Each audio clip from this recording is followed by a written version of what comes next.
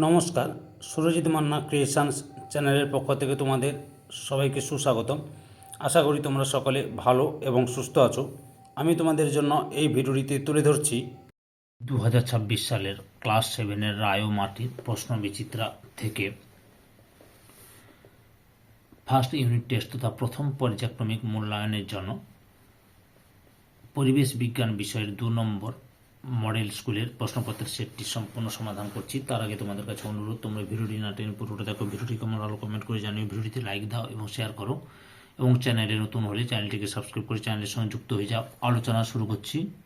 197 নম্বর পেজের 2 নম্বর model school Barlow girls high স্কুলের প্রথম ফিজিক্যাল সায়েন্সের পাঠটি লক্ষ্য করো।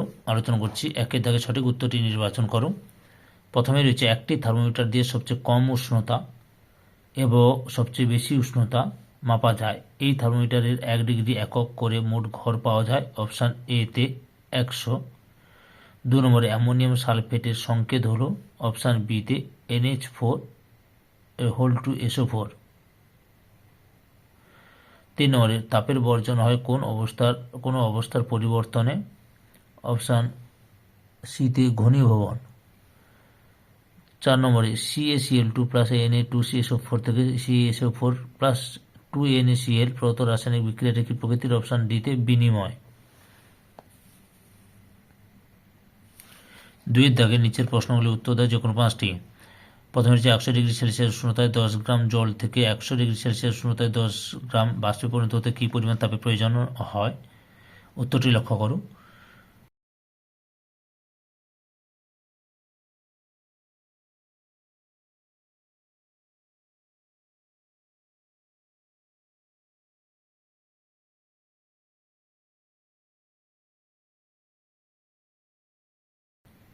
দু নম্বরে 0 ডিগ্রি সেলসিয়াস এবং 0 ডিগ্রি ফারেনহাইটের মধ্যে কোনটি ছোট? গাণিতিকভাবে ব্যাখ্যা করো। উত্তরটি দেখো।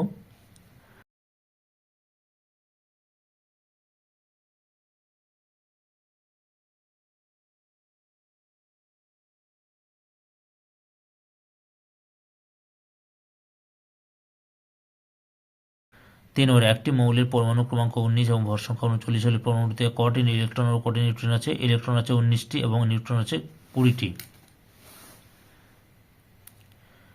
4 নম্বরে এ ধাতুর ক্লোরাইডের সংকেত ACl3, এ ধাতুর অক্সাইডের সংকেত কি নির্ণয় করো? A2O3। 5 2 নিউটন বলকে CGS এককে রূপান্তরিত করো। আচ্ছা, 1 নিউটন সমান 10⁵ ডাইন, তাহলে 2n সমান 2 গুণিতক 10⁵ ডাইন হবে। এরপরে কি রয়েছে? 6 নম্বরে একই উষ্ণতায় 1 গ্রাম লোহা ও 1 গ্রাম তামা একই পরিমাণ তাপ ধারণ করে না কেন? উত্তরটি দেখো।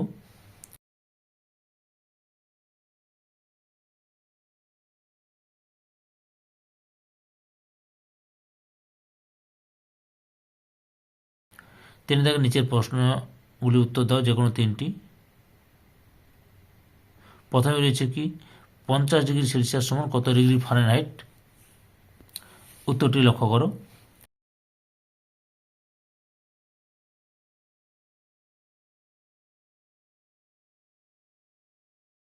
দুটো প্রদত্ত রাসায়নিক সমীকরণ দুটি সমতা বিধান করো। দেখো উপরে সমতা বিধান করে দিয়েছি। P4 প্লাস 4I2 সমান 4Pi2। বি দাগে দেখো 8NH3 প্লাস 3Cl2 সমান N2 প্লাস 6NH4Cl।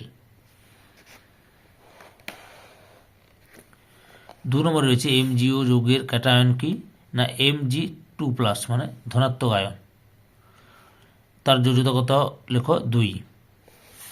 X মৌলের যোজ্যতা K ও Y মৌলের যোজ্যতা M হলে X এবং Y দ্বারা গঠিত যৌগের সংকেত কী হবে? XMYK। তারপরে লক্ষ্য করো 4 নম্বরে সেলসিয়াস ও ফারেনহাইট স্কেলের ক্ষেত্রে C = 9/5 F-32 সম্পর্কটি প্রতিষ্ঠা করো। এই যে এখান থেকে শুরু করবে, এত পর্যন্ত করবে। পরের প্রশ্ন, হাতে ইথার ঢাললে ঠান্ডা লাগে কেন? উত্তরটি তোমরা এখান থেকে শুরু করে এতটা পর্যন্ত লিখবে। এবার লাইফ সায়েন্সের বিভাগটি লক্ষ্য করো। একে শূন্যস্থান পূরণ করো যে কোনো তিনটি। প্রথমে হচ্ছে ভিটামিন সি ড্যাশে দ্রবণীয় ভিটামিন, জলে দ্রবণীয়। 2 নম্বরে মোমোতে ক্ষতিকর ড্যাশ মেশানো থাকে আজিনামোটো মেশানো থাকে আজিনামোটো। 3 নম্বরে ড্যাশ প্রক্রিয়া খাদ্য তৈরি করে, সালোক সংশ্লেষ প্রক্রিয়ায়। 4 নম্বর খাদ্যবস্তু ড্যাশ জাতীয় কার্বোহাইড্রেট, পেকটিন জাতীয় খাদ্যদ্রব্য। তারপরে কি আছে, 2 দাগে 1 কথায় উত্তর দাও।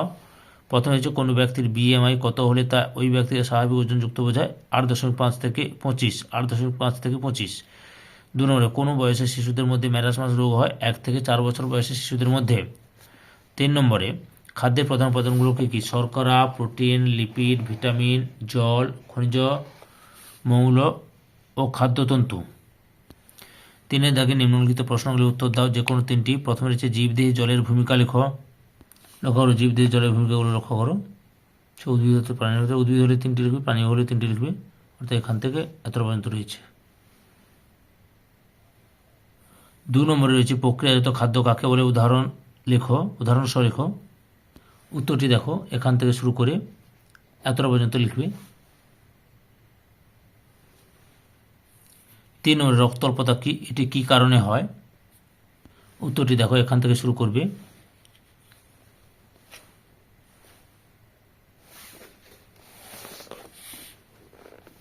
এতটা পর্যন্ত লিখবে।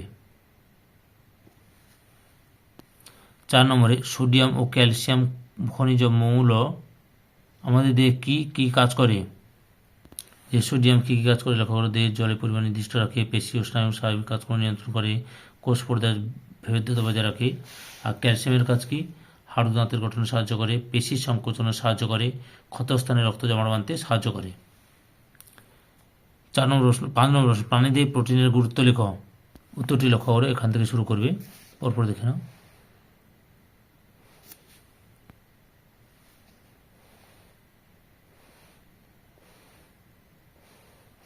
এতটা পর্যন্ত লিখবে। ধৈর্য সহকারে সম্পূর্ণ ভিডিওটি দেখার জন্য তোমাদের সবাইকে অসংখ্য ধন্যবাদ। আজকে এই পর্যন্ত, পরবর্তী ভিডিওতে আবার দেখাবে। Tata, bye bye.